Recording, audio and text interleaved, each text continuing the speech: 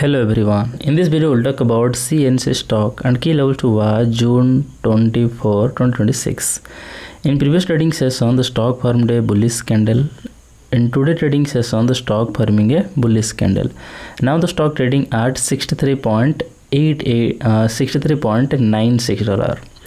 On the weekly time frame the stock is in uptrend, forming higher high, higher low, higher high. The stock made a high of $66.55. On the daily time frame the key support level is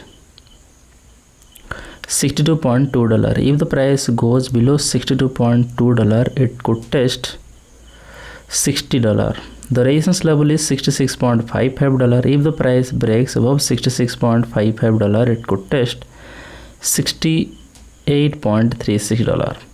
That's my view on CNC stock today.